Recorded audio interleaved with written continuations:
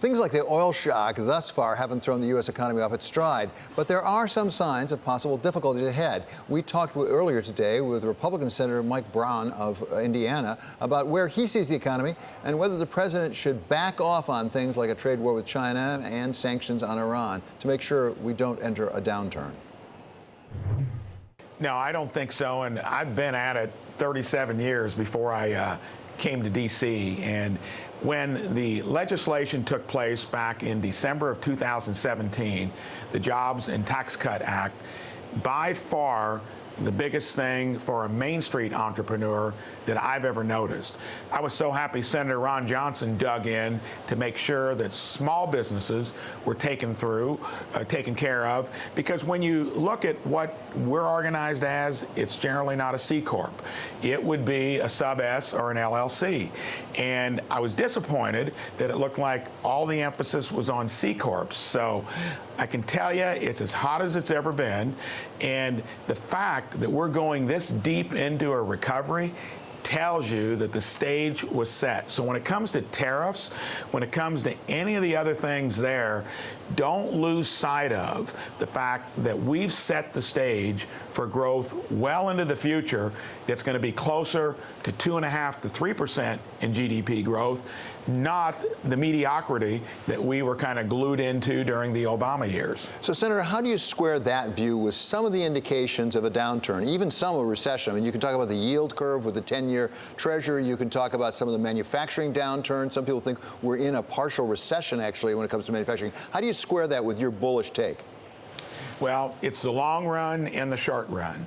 As I said earlier, this recovery, due to the fundamentals that were in place before President Trump got elected, we would be in a full-blown recession. There's no doubt about it.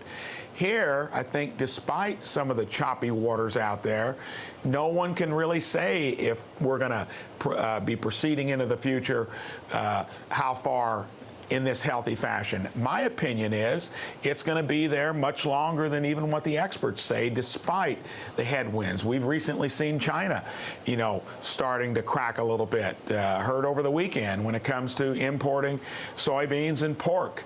When they're talking about relaxing that means the strategy is working.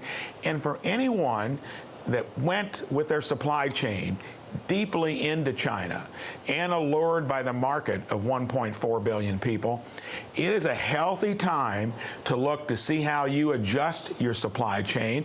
And you don't hear about that often, but that's occurring. And that'll help extend things into the future. One of the things that people are looking at right now is the supply of oil and what's going on with that. I think it's fair to say crisis over with the attacks on the Saudi oil fields. How do you assess the scope of that damage and danger? How much of a danger could that pose for the global economy? I think it clearly shows, too, that the president has called Iran out correctly.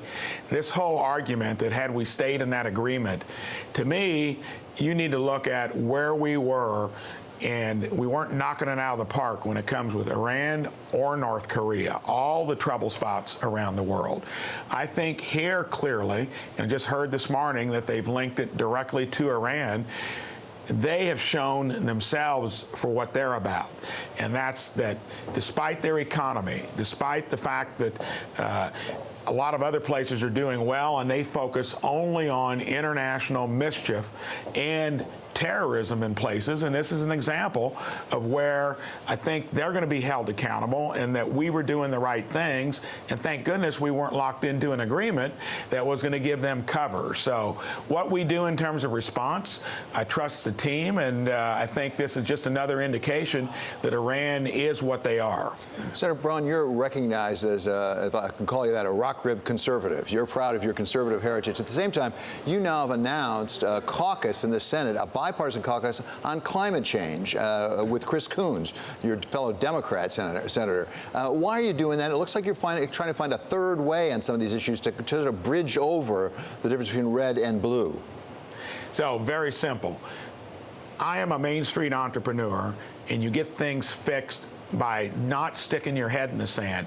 Democrats always get out in front of Republicans in identifying the issue, whether it's coming to climate or health care.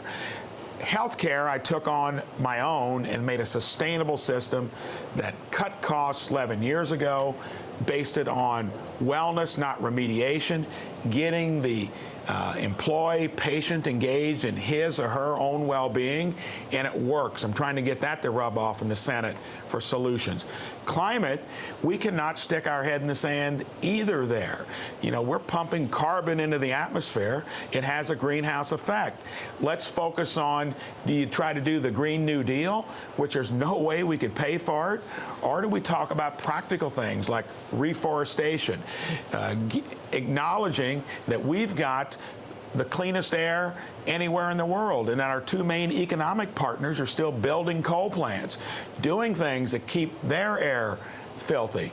There's a lot of good things to talk about. If we do, like most conservatives and Republicans do, apologize for people that we may have an interest in terms of industry or so forth, don't honestly talk about the issues, the Democrats will win again with things that we will regret, because it'll involve more government, more bureaucracy, and it won't work.